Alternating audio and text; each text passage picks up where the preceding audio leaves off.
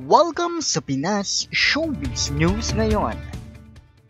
Para sa video natin ngayong araw, ang pag-uusapan po natin ay may kinalaman na naman po kay Maine Mendoza at kay Alden Richards ngayong araw na ito.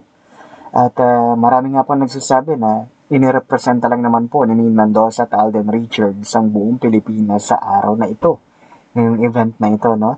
Magkahiwalay man ang ganap sa kanilang dalawa, pero may pagkakatulad pa rin po, ano? Pero hindi yun ang sentro ng ating mga updates. Ang sentro ng ating mga updates ay ang kumpulang tawanan na ginawa po nila dito po kay Maine Mendoza. Kung saan sila nga po yung mga taong wala na naman pong kaalam-alam pagdating sa mga ganitong event. Kung saan kanila nga pong ikinakaption na ang Maine Mendoza ninyo pagod na. Pagod na raw po dahil ayaw nang umawra at hindi na raw po ngumingiti. Bakit nga ba hindi ngumingiti sa ganitong mga event? Okay? Pag-uusapan natin yan. Ito po kasi yung dalawang event na matagal na kong inabangan din ng iba, no? Yung launch ng Pulang Araw at yung Bench Philippines po na fashion show.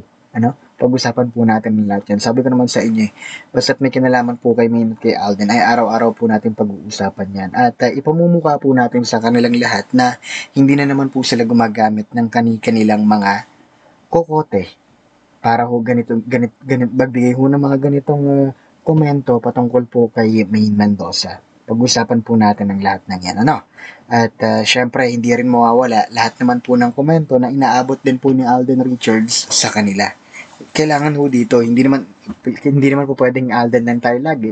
Hindi naman tayo pa pwedeng Maine Mendoza lang lagi. Tuwing kami po yung mag-update, we have to see, no, na talagang dapat may update for Maine at may update kay Alden. Okay? At bago nga tayo magpatuloy pa, hayaan nyo muna magpasalamat ako sa mga subscribers and viewers natin na patuloy pong pag-support at pagmamahal kina Maine at kay Alden nung wala pong ibang hinihintay na kapalit. Lagi ninyong tatandaan, nakaisa nyo po ang buong Pinas Showbiz News ngayon sa pag-support at pagmamahal sa kanilang dalawa. At kung nood ka nga nanood ng mga video updates natin pero hindi ka naman ako subscribe, na kung ano pang hinihintay mo, i-click mo na yung subscribe and bell buttons, ano? Para lagi kang updated sa kanilang lahat. Okay, sa mga ganap po nila. At unahin natin ang naging komento nitong si Miss Ellen Amorao. Sabi niya rito, "Good evening, Mr. Pinas.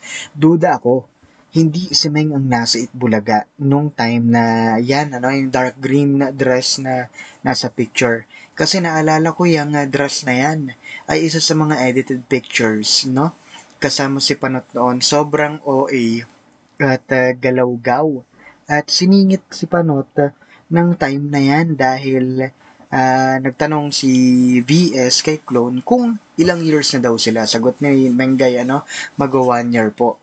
49 more years, sandali na lang po yun, ano? Sabi naman ni JDL, Meng, malungkot kami ni PS kasi kapag nag 50 years na kayo, ni Panot, 120 years old na kami ni TS, ano? Sagot ni Clone, huwag kayong mawawala, Boss Joey, ano? Ang sumulat kasi sa kanila sa Dear Diary ay 50 years anniversary ng parents niya. No, halatang hindi si Meng pag curly ang hair at nakatikwas at walang direction. Ano po ang sinabi ni Celeste Tibieras na hairstylist ni Meng, ano? Kung magmumukhang untidy, no? Si Meng on national television, wala na ba siyang alam sa hairstyle kundi curly short hair at hindi pantay na gupit? Thanks sa update, Mr. Pinas. Stay healthy and God bless. Nakukuha ko po yung point ninyo, Miss Ellen Amorao, no? Talagang katakataka nga naman kung ganyan at ganyan po ang makikita natin. Diba? We know Maine Mendoza. We know how passionate she is. Diba?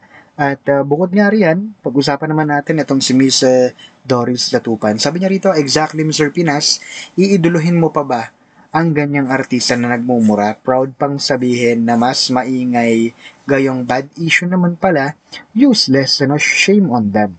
Whatever, basta tayo di affected, dun lang naman tayo nakasentro sa Fulkerson couple and 2 Panots alagad, mga edita na mga asyumera pa. Clear naman ang video na Mengay at yung Aqua Plus seller, wala nang iba pa, no? There's no reason. Totoo yun. Ang kanila ho kasing pinagkakalanggidakan, ano, yung nung araw na raw po yun, may kasama pa raw pong iba si Maine Mendoza.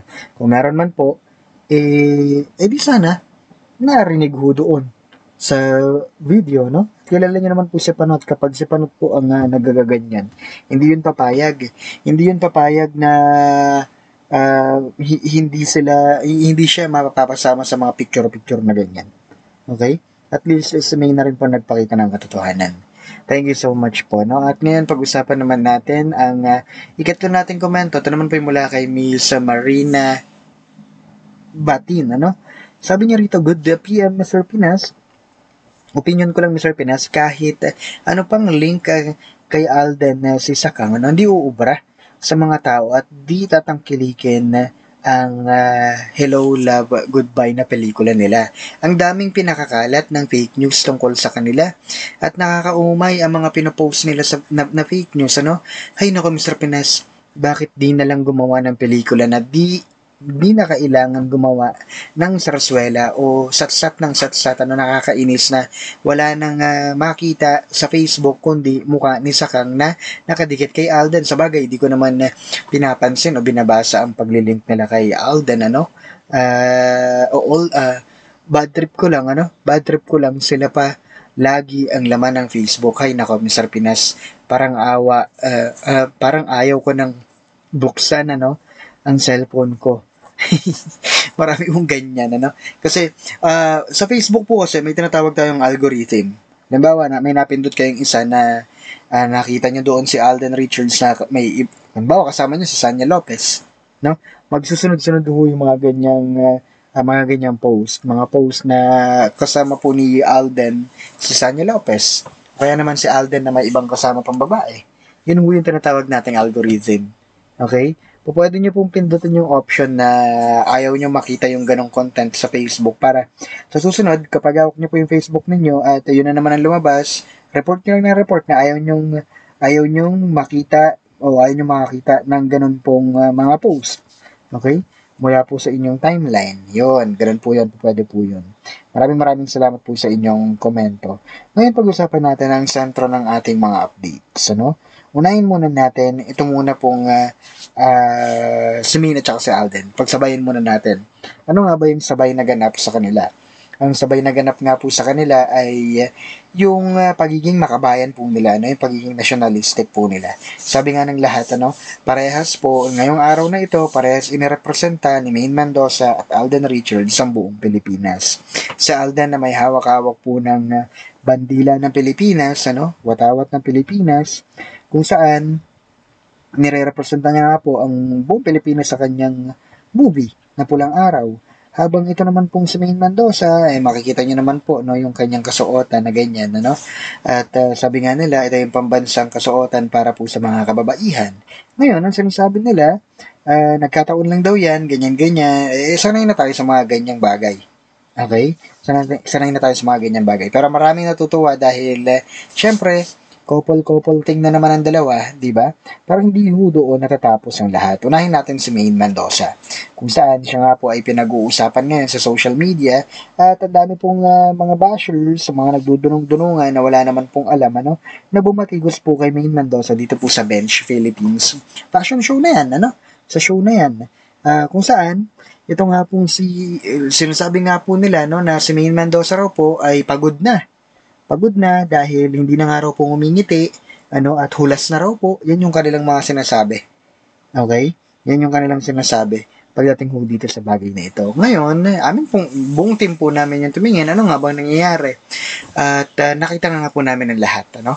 At may rason kung bakit nga ba hindi talaga nakabungis-ngis ng tawa si Maine Mendoza rito. At sa totoo lang po, mahirap maglakad na ganyan po yung ganyan ho yung suot-suot pagdating po sa mga fashion show. Bukod sa mainit na nga, limited pa yung paghakbang mo. Okay? Dapat para kang dalagang Pilipinang naglalakad dyan kapag yan yung kusuotan mo. Okay? Kasi hindi ka makakakbang na malaki. Okay? Pangalawa, pagdating po sa mga ganyang fashion show, hindi ho kailangan yung para ka nasa Itbulaga na nakabungis-ngis ka ng ngiti. Hindi ko alam kung nakanood na ho sila ng mga fashion show na ganito. Yung kapag mayroon po silang suot-suot na niyari po no ng mga magagaling na artist ng mga kasuotan na talagang hindi naman ikaw hindi ikaw yung i-showcase doon. Ang i-showcase talaga doon ay yung kasuotan na kanilang suot-suot at bit-bit-bit-bit. No? Kung mahilig ka manood ng fashion show, mauunawaan mo kung bakit hindi ngumingiti si Maine Mendoza dyan. So, imbis na i-bash po nila ng i-bash, sana nagbasa-basa muna sila, nag-research muna sila ng konti nang malaman nila kung ano nga bang totoong nangyayari at bakit hindi nangiti sa ganito pong event. Muli ito po ang Pinas Showbiz News ngayon.